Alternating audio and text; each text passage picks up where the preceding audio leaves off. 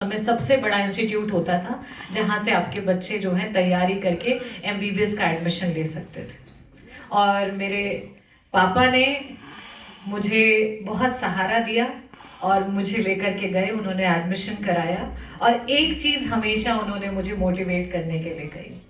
उन्होंने कहा कि अगर मैंने जिंदगी में कोई भी एक अच्छा काम किया होगा तो तुम्हें डॉक्टर बनने से कोई जिंदगी में नहीं रोक पाएगा। ये मेरे पापा के शब्द थे। और मुझे लगता है कि आज जो भी माता पिता यहाँ बैठे हैं उन्हें ये चीज अपने बच्चों से जरूर कहनी चाहिए कि अगर मैं अच्छा इंसान हूं और अगर मैंने जिंदगी में कुछ अच्छा किया है तो मेरे बच्चों का बेहतर, उज्जवल और अच्छा भविष्य होने से, उनको उनके सपनों तक पहुंचने से कोई नहीं रोक सकता, कोई ताकत नहीं रोक सकती। वो मामूली से शब्द थे, लेकिन मेरे पापा मेरे लिए मेरे हीरो हैं। मेरे पापा मेरे लिए वो हैं कि जिन्होंने मुझे एक रास्ता दिया, एक पहचान दी, जीवन तो दिया ही, साथ में उस जीवन को सम्मान पूर्वक जीने के लिए जो सिखाया, उसकी वजह से आज मैं आपके बीच में हूं। तो मैं जा रही थी पापा के साथ, मैंने ट्रेन पकड़ी, ट्रेन में बैठे, आज भी याद है, शिव गंगा एक्सप्रेस थी। मेरे पापा ने मुझे इंग्लिश मीडियम से पढ़ाया था, बहुत ज्यादा फ्लुएंट तो नहीं पर हाँ इंग्लिश तो बोल लेती थी। जब वहां बैठे तो वहां पे कुछ साउथ के परिवार के लोग बैठे हुए थे, उनसे बातचीत शुरू हुई। उन्होंने पूछा कि आपका क्या नाम है। मैंने बताया रागिनी सोनकर। घबराई थी पर बता दिया। तो फिर उसके बाद उन्होंने पूछा कहाँ से हो, कहाँ जा रहे हो। मैंने सारी बातें बताई, मुझे डॉक्टर बनना है, मैं दिल्ली जा रही हूँ, आकाश इंस्टीट्यूट में एडमिशन, सारी बातें हुई। सब चीजों के बाद उन्होंने पूछा अच्छा आप कौन सी जाति में आते हो। मैंने कहा हम दलित में आते हैं। उसके पहले तक उन्होंने मेरी तारीफों के पुल बांध चुकी थी, मेरे पिताजी को बोल चुकी थी आप तो बहुत ही भाग्यशाली हैं, आपकी बेटी जिंदगी में बहुत नाम कमाएगी और बहुत अच्छी है, सारी चीजें। लेकिन उस एक जाति विवरण और पूछने के बाद मुझे आज भी कभी कभी, मैं उस समय नहीं समझ पाई थी कि उसके बाद वो विश्राम के लिए गए, सुबह उठे और कब उन्होंने बिना बात किए उसके बाद से पूरा चुप, पिन ड्रॉप साइलेंस, वो कब चले गए और मुझे पता भी नहीं चला। शायद वो आखिरी सवाल ने सब कुछ पूरा कर दिया था। उस आखिरी सवाल ने मेरी काबिलियत, मेरा जज्बा, मेरी सीमितताएं, मेरी हर चीज शायद उन्हें बता दी थी। मुझे ऐसा महसूस होता है उनके लिए। और यही चीज है जिसकी वजह से चाहे हम स्कूल में हो, चाहे कॉलेज में हो, कहीं पे भी हो, अपना पहला नाम तो बता देते हैं पर दूसरे नाम में डर लगता है। मैं ये बातें इसलिए कह रही हूं और मुझे बहुत खुशी है क्योंकि जब भी सामाजिक कार्यक्रम होते हैं, मैंने जो हमारे सीनियर्स हैं उनको तो देखा लेकिन बच्चों को नहीं देखा था। आज यहाँ पे बच्चे आए हैं और वो मुझसे मेरी बातों से कोरिलेट कर सकते हैं, इसलिए मुझे बहुत अच्छा लग रहा है। फिर उसके बाद मैंने वहां तैयारी की, रैंक ली। आरजीकर मेडिकल कॉलेज से मैंने एमबीबीएस किया। फिर आपको पता है मैं आईएएस की तैयारी करने जा रही थी और बीच में मुझे ये रियलाइज हुआ कि मैं एक ट्रांसफरेबल जॉब वाले शायद उस नौकरी में एडजस्ट ना कर पाऊं। और फिर मैंने डिसाइड किया कि अब अगली लड़ाई क्या, और अगली लड़ाई थी देश का सबसे बड़ा इंस्टीट्यूट, जहां हर कोई सपना देखता है लेकिन हर कोई पहुंच नहीं पाता है। तो मैंने भी फिर अपना युद्ध जो था उसे शुरू किया। और मैंने वहां, वो मेरे लिए भी युद्ध का समय था और मेरे पिताजी के लिए भी, क्योंकि वो समय था जब मेरे पिताजी ने पहली बार सोचा कि मैं भी राजनीति में आऊंगा। तो उन्होंने अपनी लड़ाई शुरू की और मैंने एम्स पहुंचने की लड़ाई शुरू की। और हकीकत मानिए बहुत पढ़ना पड़ा, बहुत मेहनत करनी पड़ी और उसके बाद मैं पहुंची और मैंने एम्स में एडमिशन लिया। जिस साल मैंने एम्स में एडमिशन लिया उस साल मेरे पिताजी को गठबंधन से टिकट मिला और उनको चुनाव प्रचार के लिए मैं उनके प्रचार में गई और वहां पे मैंने प्रचार किया। तब तक मेरे एम्स की काउंसलिंग नहीं हुई थी, लेकिन मेरे मन में इतनी खुशी थी और मुझे लगता है हर बेटे और हर बेटी को होती है, क्योंकि आप अपने माँ बाप की उंगली पकड़ करके आगे चलते हो, अपनी किस्मत, अपने भाग्य और अपने मेहनत की तरफ और उसी तरीके से जब अपने माता पिता की कामयाबी में आप उनकी उंगली पकड़ करके चलते हो तो वो दोनों से आपको रिलेट कर सकते हो और आपको बहुत गर्व महसूस होता है। और मुझे भी उस समय बहुत गर्व महसूस हुआ। मुझे आज भी याद है भाषणों की मुझे कोई ज्ञान नहीं था और स्टेज और माइक से मैं बहुत फोबिक थी, मुझे बहुत डर लगता था।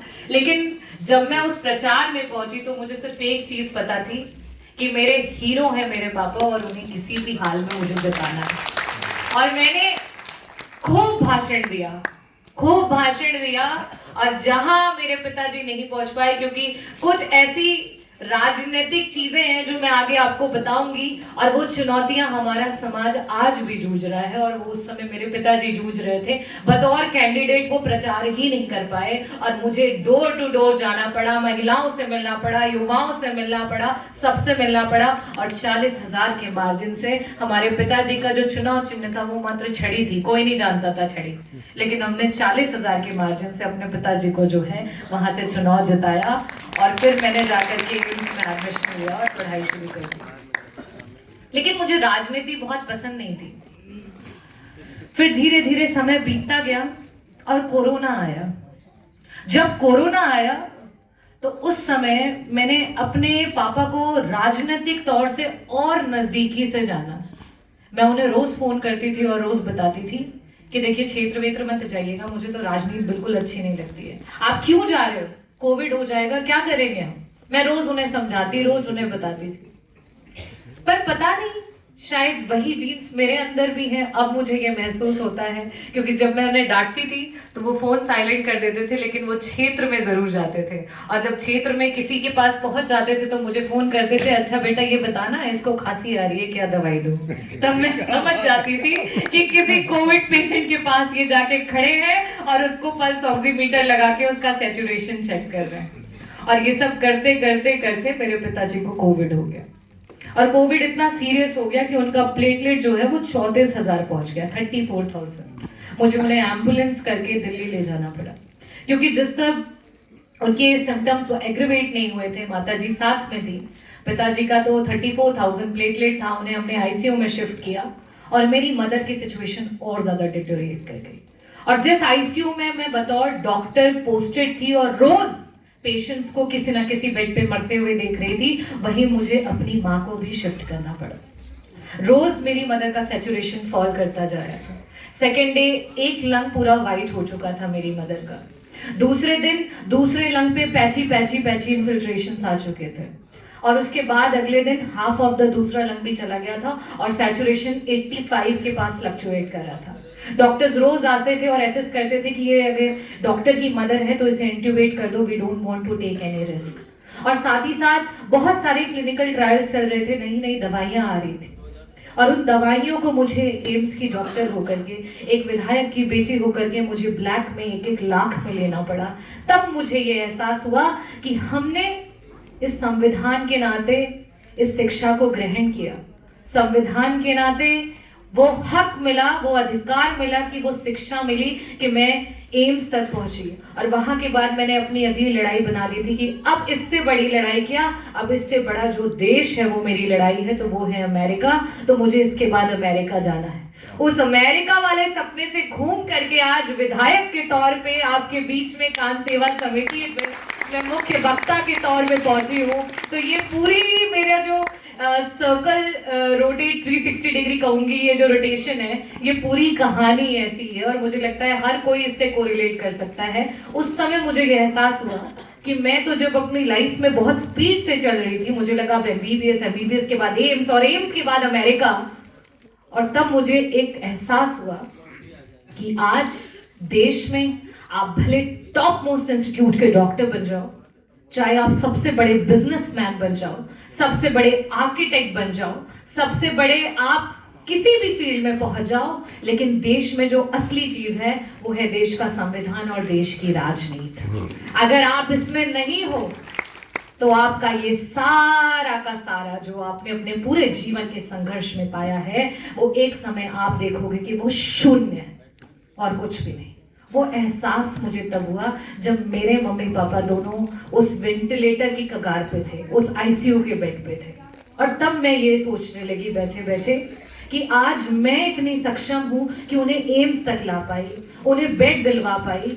मेरे उन लोगों का क्या, मेरी उस फैमिली का क्या जो आज हॉस्पिटल्स तक नहीं पहुंच पा रहे हैं, जिनके पास ज्ञान और शिक्षा नहीं है, जिनके पास भाग भाग के मेरे पापा उनका ऑक्सीमीटर लगा रहे थे और उनकी जान बचाने की कोशिश कर रहे थे, उनका क्या। और जब तक देश में पढ़े लिखे लोग, उस पर्टिकुलर विभाग की जानकारी रखने वाले लोग राजनीति में नहीं आएंगे, हम जैसे लोग भेड़ बकरी की तरह कहीं ना कहीं खत्म हो जाएंगे और हमारा कोई अस्तित्व नहीं बचेगा। ये मुझे उस कोविड के समय उस समय एहसास हुआ और ऐसे मेरी जर्नी शुरू हुई।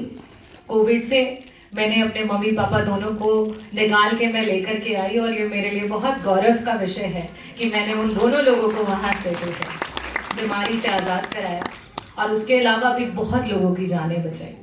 उस कोविड के दौरान मैंने बहुत अपने करीबियों को जाते हुए देखा, डॉक्टर्स को जाते हुए देखा, पैरामेडिकल स्टाफ्स को जाते हुए देखा और तब धीरे धीरे कहीं ना कहीं मुझे ऐसा लगने लगा कि अब अमेरिका नहीं, अब तो मुझे राजनीति में जाना है। फ्रेंड सर्कल में बात हुई, लोगों से मैंने चर्चाएं शुरू की। लोगों ने कहा तुम राजनीति करोगी, वो भी उत्तर प्रदेश में, वो भी महिला, वो भी जिस समाज से आती हो, कोई तुम्हें वहां पे समझेगा, कोई सपोर्ट मिलेगा, कोई तुम्हारी बातों को सुनेगा। और एक बार को गलती से तुम चली भी गई, बन भी गई, उसके बाद कभी तुम्हारा कोई आधार बन पाएगा। लोगों ने बहुत सारी बातें कही, बहुत कुछ कहा कि मैं उससे पीछे हट जाऊं, लेकिन मैंने अपना मन बना लिया था। और फिर मैं मिली, हमारी समाजवादी पार्टी के राष्ट्रीय अध्यक्ष जी से मुलाकात हुई और ऐसे रास्ता बनता गया और फिर मुझे टिकट मिली और मैं वहां से 12 दिन में चुनाव जीत करके और सदन में सबसे कम उम्र की महिला विधायक के रूप में मैं 18वीं विधानसभा में पहुंची। और उसके बाद की कहानी तो आपके सामने है। ये सब बताने का उद्देश्य सिर्फ इतना है कि मेरी जिंदगी में ये सारे पहलू जब मैंने गुजरते गए, हर बार जीवन में मुझे बिल्कुल अंधेरा महसूस हुआ, लेकिन उसके बाद मैंने जब हिम्मत नहीं हारी तो धीरे धीरे रास्ता बनता गया और रास्ते से आज मैं आपके बीच में हूं जो अपनी बातों को बता पा रही। और जब राजनीति में आई तो राजनीति में आने के बाद ये समझ में आया कि लोग कहते तो हैं कि जाति जाति मत करो, लेकिन हर कुछ जो है वो सिर्फ जाति से ही जुड़ा हुआ है। और जिस जाति को और जिस अपनी पहचान को जिंदगी भर छुपाया, बाद में पता चला कि यही तो अभिमान है। और ये अगर कोई बताने वाला होता पहले, कोई समझाने वाला होता पहले, तो शायद रास्ता कुछ और होता और मंजिल अभी और आगे पहुंच चुके होते मंजिल की तरफ। तो खैर, जब जागो तभी सवेरा। तो इस तरीके से जिंदगी का सफर शुरू हुआ और जब राजनीति में आई तो यहाँ आने के बाद लोगों ने पहले तो सोचा कि अरे पहली बार की विधायक हैं, और फिर दूसरी बात ये भी कहा कि आपके समाज, जरा सूची बना करके दे दीजिएगा कि आपका समाज कितना आपके साथ है।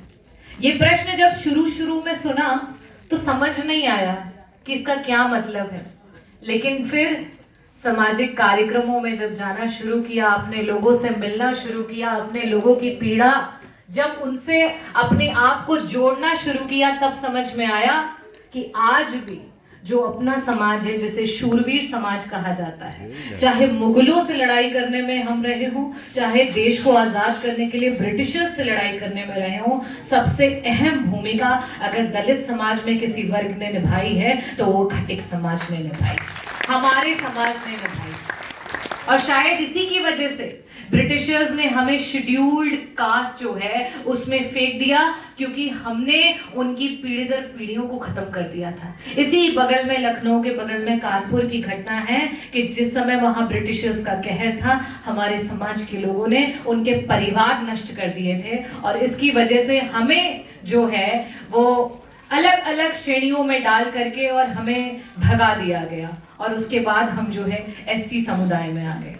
लेकिन हमारी कहानियां नहीं मिलती, हमारे वीर